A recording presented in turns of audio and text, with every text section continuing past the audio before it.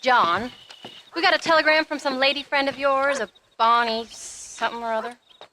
Something you ain't telling me? Bonnie McFarland. She's a friend. Saved my life when I went after Bill and nearly got myself killed again. Oh, now you two's in the habit of sending each other letters. How very nice. It weren't nothing like that. What's it say? I don't know. I can't... Well, you know I can't read. Give it here.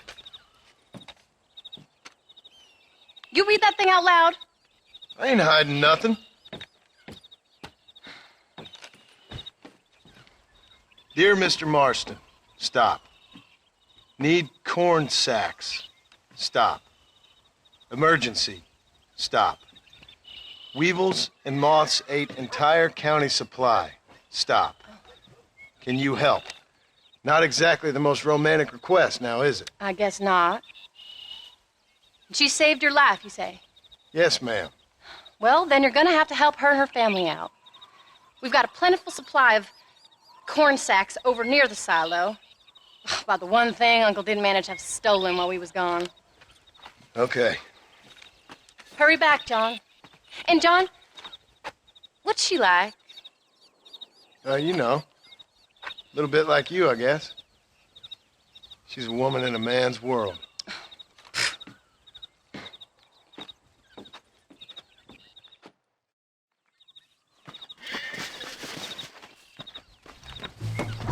John, wait! I changed my mind. I'm coming with you. What are you waiting for? We better hurry.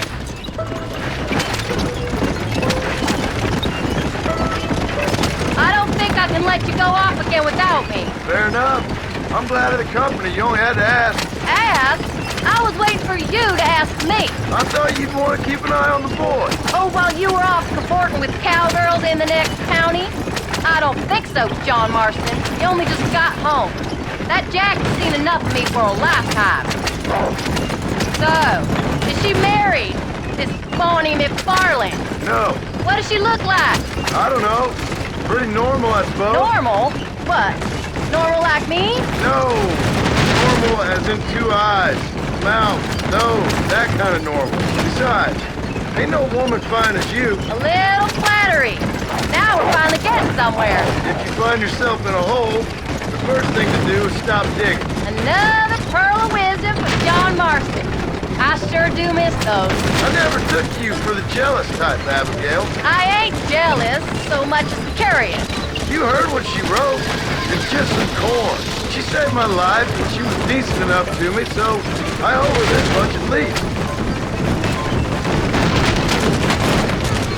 How did she save your life anyway? She found me half dead on the side of the road and took me to the doctor. Most folks would have left me there. Half dead from what? Bill didn't take so kindly to me visiting unannounced. Bill never did like surprises. How was he? Same as he was when we left. Angry and dumb. Taking his revenge out on the world. People down there was really scared of him. Of Bill? You gotta be kidding me. He was only frightening if you was afraid of dumb fools. Bill weren't so bad, but when Dutch went crazy, Bill took it hard. For a while, we all thought we'd found something right. Better way to live, but it was just a lie. So you saw before they did. Maybe. But they was still kind of a family. A family that left you for dead. You knew the truth, John, and they hated you for it. Where did they take him? Who? Those government bastards. Where did they hold you and Jack? I ain't sure. They kept our eyes covered there and back. Can't have been too far from here, though. They treat you right? It ain't the first time I've had a gun to my head, John. You're forgetting your marriage proposal. Very funny. So, they learned pretty quick what would happen if they laid a finger on me. Sons of bitches. It wasn't them or being there. I didn't care about that. I've been in far worse situations. It was the waiting. I didn't know if you was coming back. Of course I was coming back. You were only supposed to be gone for a couple of days. It took longer than I thought. The only thing Bill and Dutch was ever any good at was not getting caught. I started thinking you'd gone back to them. I think we should pick up the pace a little. That life's over. I hope you're right. Bill, Javier, Dutch, they're all dead. It don't get more over than that. Why are you stopping?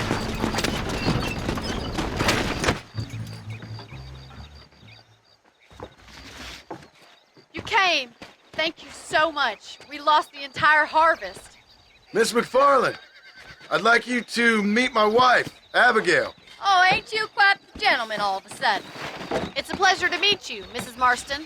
Likewise. Thank you for saving my husband's life, and for teaching the miserable goat some manners, among other things. I didn't teach him anything. I know better than to try to change a man.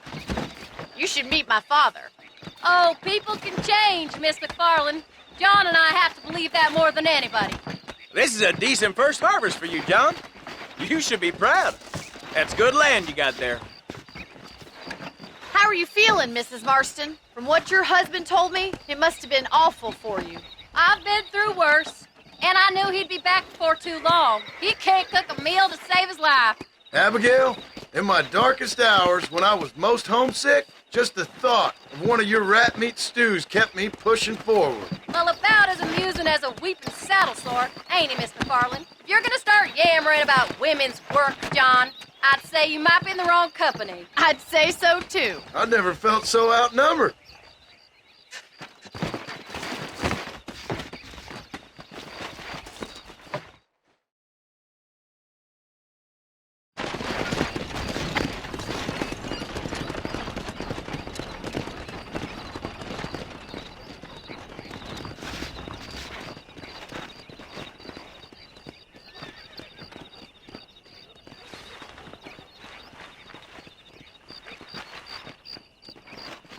Ma'am?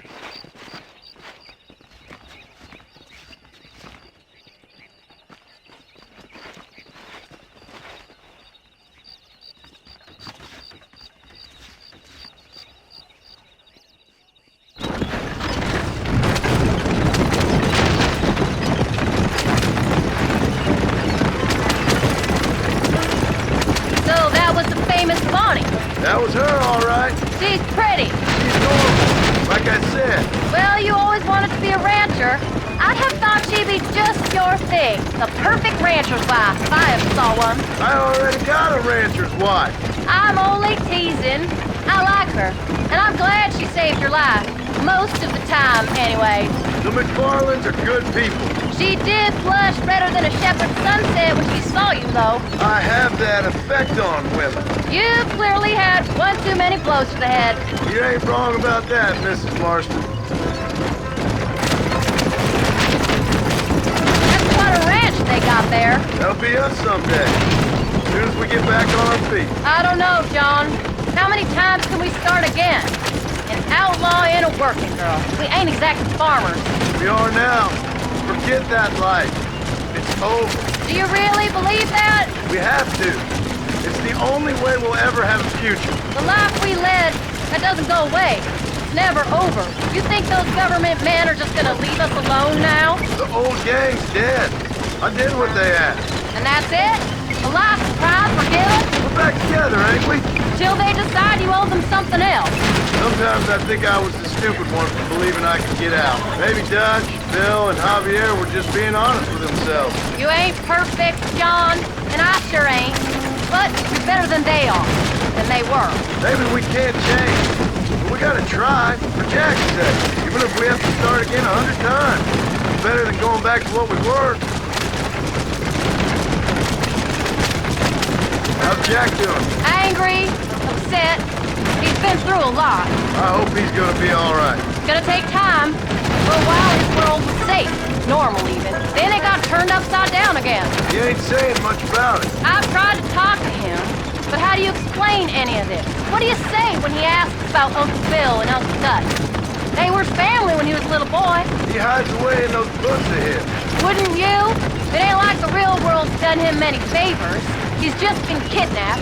He grew up with the gang. That's no life for a boy. We did our best to protect him. Come on, John. He saw things no boy should see. Well, now we got a chance to make it right.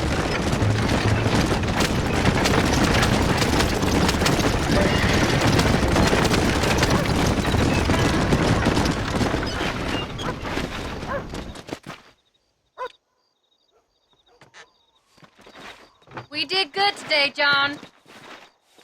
I guess I better go fix us something to eat.